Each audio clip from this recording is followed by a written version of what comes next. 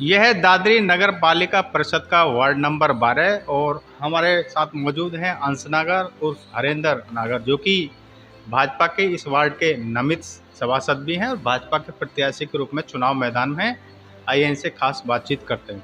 अंश नागर जी, आपका बहुत बहुत स्वागत है। जी धन्यवाद। पहला सवाल ये है कि किन उपलब्धियों के सहारे आप चुनाव मैदान में हैं? आप जो नगर परिषद है उसके आप नॉमिनेट मेंबर भी हैं, तो किन उपलब्धियों के सारे चुनाव मैदान में? देखिए, हमारे यहाँ पे पहले तो कुछ रास्ते रह गए हैं, उन रास्ते इनके लिए मैंने जुबान किया हुआ है कि उन रास्ते इनको मैं सबसे पहले उनको कराऊंगा। और हमारे यहाँ की जो सबसे बड़ी दुविधा रही है लाइट की रही है। जैसे यहाँ लाइट जो है जर्जरदार जो तार पड़े हुए हैं हमारे दादरी नगर पालिका के, जो हमारे वार्ड 12 में आते हैं, इनके लिए भी हालांकि विधायक जी से हमारी बात हुई है, तो विधायक जी ने जुबान करी है इसकी कि 1.5 महीने के अंदर अंदर सारे ही दादरी का नगर पालिका के तारों को चेंज किया जाएगा। और सबसे बड़ी जो दुविधा रहती है हमारे ट्रांसफार्मर को लेकर रहती है। हमारे यहाँ पे ट्रांसफार्मर पे ओवरलोडिंग को लेकर रहती है।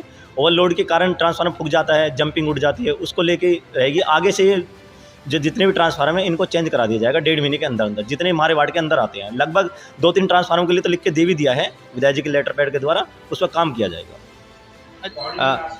जो चेयरमैन हैं गीता पंडित जी, वो तीसरी बार चुनाव मैदान में है और उनका जो कार्यकाल है वो लंबा रहा है, तो किस नज़रिए से देखते हैं, जनता किस तरह से उनके कार्यों को पसंद कर रही है? जी देखिए, हमारे यहाँ पे जो गीता पंडित जी का कार्य बहुत ही अच्छा रहा है और हो सकता है हमारे आसपास की जितनी भी नगर पालिका रही है सबसे अच्छा काम हमारे माननीय गीता पंडित जी का रहा है। साफ़ सफाई को देख लीजिए आप, हमारे यहाँ पे पहली बार ही ऐसा होता है कि रात में भी देखिए आप झाड़ू लगती है पूरे रोड पे, वरना अगर दिन में भी ऐसा होता था कि आप अगर दिन में जाते हो रोड पे तो दिन में अगर एक चक्कर लगा के आ जाते हो आप दादरी से तो आके नहाना पड़ता था, इतने धूल में हो जाते। आज के टाइम में इतनी साफ़ सफाई है कि आप जाइए दादरी धूल तक आपको देखने को नहीं मिलेगी। कुछ रास्ते भी रह गए हैं, माना हमने उनसे, कुछ रास्ते हो जाते हैं, उन रास्तों के लिए चेयरमैन साहब ने जुबान कराया कि वो नेक्स्ट टाइम में हो दिए जाएंगे। और हमारे यहाँ पे कुछ कूड़े की जो डंपिंग है इसको लेके भी चेयरमैन साहब उसके चर्चा चली हुई है कि उसको भी कहीं सही से जगह मिल जाती है तो उसे भी चेंज कराएंगे वहाँ से। मतलब डंपिंग ग्राउंड को यहाँ से हटाया जाएगा? जी हटाया जाएगा, बिल्कुल हटाया जाएगा।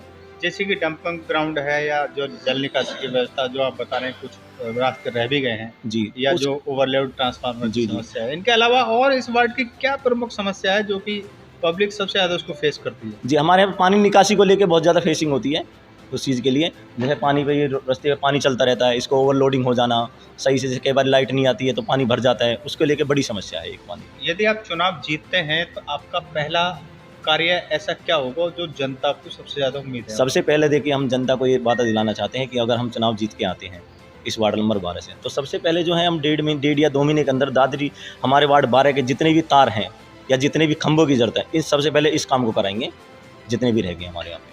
इस वार्ड में कुल कितने प्रत्याशी मैदान में हैं और अपना मुकाबला किससे मानते हैं? देखिए, मुकाबला तो हम अपनी नज़र में तो हम किसी से भी नहीं मानते हैं और 3 प्रत्याशी हैं यहाँ पे मुझको लगा के। 2 प्रत्याशी अलग हैं और एक तो समझो कि बहुत ही ज़्यादा अनुभव, मतलब ये समझो जैसे उनको कितना अनुभव है और ये बोलते हैं कि इसको तो बोलना भी नहीं आता है, पता नहीं क्या मैं गूंगा हूँ या क्या हूँ, ये उनको पता होगा कि मुझे बोलना आता ही नहीं आता। अच्छा, आप नामित सभासद हैं? जी, नामित सभासद रहेंगे नगर पालिका परिषद के। जी। क्या खास उपलब्धि रही है आपके कार्यकाल की? देखिए, कार्यकाल ये है कि हमारा कोई अलग से तो काम मिलता नहीं नगर पालिका, लेकिन फिर भी हम विधायक जी के द्वारा, विधायक जी की निधि से हमने 3-4 काम यहाँ पे अपने वार्ड में कराए हैं। जैसे समर सिटी में हुआ है या विद्यानगर आनंद विहार में हुआ है, 2-3 काम हमने विधायक जी के द्वारा लगवाए हैं। वह जनता की सेवा में हमारा कई बार देखिए आप रात को 2-2 बजे भी उठ के गया हूँ मैं इस चीज़ के लिए। जनता आपको बता देगी, कई कॉलोनी के लोग रहे, हमारा एस्कॉर्ट के भाई रहे हैं, या फिर ये सामने आनंद ये पंचवटी के पीछे लोग रहे हैं। रात को 2-2, 3-3 बजे भी मेरे पास कॉल आती है, मैं रात को 3 बजे उठ के जाता हूँ, सर्दी का टाइम हो या गर्मी का टाइम हो। जीत के प्रति कितने उम्मीद है? जी, जीत के प्रति हमें तो 100% उम्मीद है और हो सकता है कि सबसे अच्छी जीत हमारी वार्ड नंबर 12 की रहेगी। हमको तो ऐसी उम्मीद है, मतों से जीतने जी जा रहे हैं। बिल्कुल। आपका क्या नाम है जी और आप क्या कहना चाहते हैं? अंश नागर जो प्रत्याशी हैं, मैं संसार सिंह मावी। क्या कहना चाहते हैं मावी जी? किस नजरिए से देखते हैं? बढ़िया लड़का है, समर्थन मिल रहा है? बढ़िया लड़का है, मेहनती है, युवा भी है। क्या दूसरी बात यह है कि क्या सबसे बड़ी समस्या, क्या उम्मीदें हैं आपको?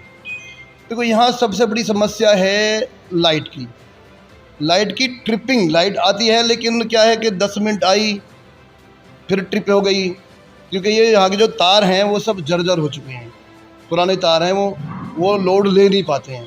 जैसे ही ओवरलोड होता है कहीं फूक गया, फिर क्या है कि वो बिजली वालों को बुलाएंगे, वो ब्रेक डाउन करेंगे, वहाँ के लेंगे आगे से, और फिर ये आधे घंटे फिर आधे घंटे आएगी, फिर आधे घंटे के लिए फिर, ये सबसे बड़ी समस्या है।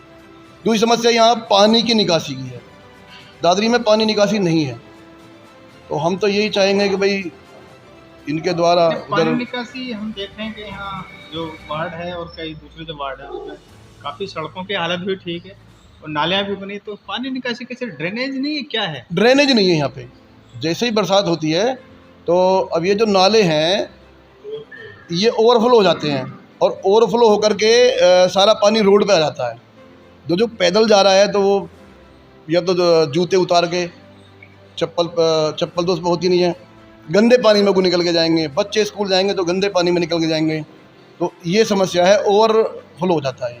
इस बार आपको लग रहा है कि अंतनागर चुनाव जीतेंगे और गीता पंडित भी चुनाव जीतेंगे? ये जो नई सरकार आएगी, हाँ, उम्मीद पूरी है। ये समस्याओं को आपको उम्मीद पूरी है। विधायक जी से भी हमारा ये वादा हुआ है कि भी अब की बार ये गीता पंडित जीतेंगी, ये जीतेंगे।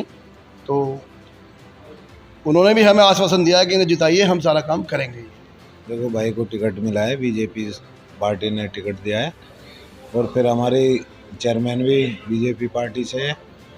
तो जितने भी हमारे क्षेत्रीय नेता है, अध्यक्ष जी है, जिला अध्यक्ष, क्षेत्रीय अध्यक्ष, सबसे ही भाई की अच्छी बनती है। तो आगे भी यही चलेगा कि कोई समस्या है किसी को तो भाई आगे सांसद जी से या विधायक जी है, सबसे खुल के बात कर लेते हैं।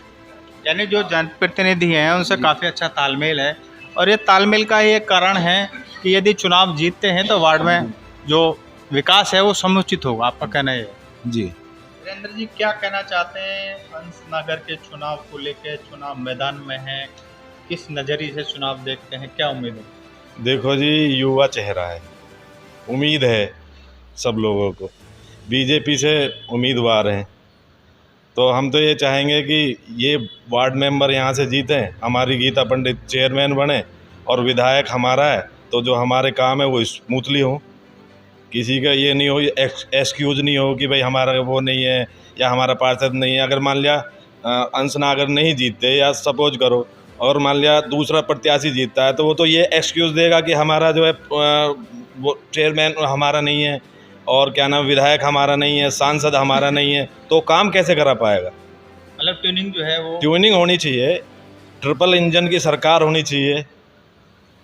जो अपना नॉमिनेट ये सभासद भी रहे हैं जी, तो इनके कार्यकाल में काफ़ी कुछ विकास भी हुआ। देखो वो तो जो हमने कहा, जैसा भी जो भी है, देखो कहा वो काम हुए हैं।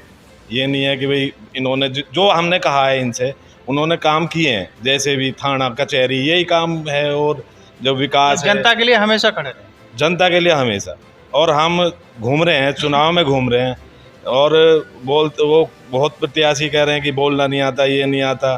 तो जब बोलना नहीं आता तो बीजेपी ने टिकट क्यों दे दिया इनको? आप तो पहले भाई, अब जो हमसे जो वार्ड नंबर 12 का जो प्रत्याशी था वो बीजेपी से था, तो उसका टिकट क्यों कट गया?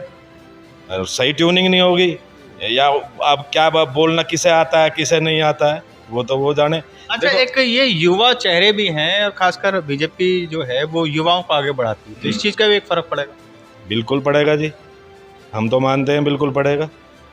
और हम आपको आश्वस्त करते हैं आपके माध्यम से कि वार्ड नंबर 12 में प्रचंड बहुमत से जीत होगी अंसनागर जी की। वार्ड नंबर 12 में क्या स्थिति है और अंसनागर की बात की जाए तो आप किस नज़रिए से चुनाव को देखते हैं?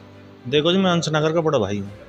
इसमें सरकार ने पहले, इसने बीजेपी सरकार ने इसमें पहले विश्वास करा, इसको नॉमिनेट किया था और अब दोबारा विश्वास करो, ये उस पर खरा उतरेगा और जनता इसके साथ है, अच्छी बहुमत से जीत हासिल करे। मतलब जो इन्होंने कार्य किए हैं, ये जनता के बीच रहे हैं, उसका ही परिणाम है कि भाजपा ने उनको प्रत्याशी बनाया है और जनता भी इनको आशीर्वाद और प्यार देगी। आपका ये दावा है? जनता इनको दोबारा विश्वास देगी और दोबारा इनको जिता के भेजेगी। तो ये थे अंश नागर उर्फ हरेंद्र नागर, ये दादरी नगर पालिका परिषद के वार्ड नंबर 12 से भाजपा के प्रत्याशी के रूप में चुनाव मैदान में है और ये नामित सभासद भी रहे हैं। इनका यह कहना है कि इन्होंने अपने कार्यकाल में, और गीता पंडित का लंबा कार्यकाल, लंबा समय रहा है, उसमें यहाँ काफ़ी विकास कार्य हुए हैं। ऐसा कोई रास्ता नहीं है जो बिल्कुल पक्का ना हो और नालियाँ भी ठीक दशा में हैं, लेकिन जो अधूरे कार्य रह गए हैं तो इनका ये कहना है कि वो यदि जनता प्यार और आशीर्वाद देती है और ये खुद भी चुने जाते हैं और गीता पंडित भी आते हैं। यानी ट्रिपल इंजन की सरकार आती है तो जो विकास कार्य हैं वो उम्मीद के मुताबिक किए जाएंगे। इसके अलावा जो इस वार्ड में जो प्रमुख समस्या है वो ट्रांसफार्मर के ओवरलोडेड की समस्या है, जो केबल है तारों के जर्जर हो चुके उनकी समस्या, जल निकासी की भी समस्या है। इनका साफ दावा है कि यदि ये चुने जाते हैं तो इन दोनों समस्याओं को निजात दिलाकर इनको पूरा कराएंगे और जनता की उम्मीदों पर खरा उतरेंगे।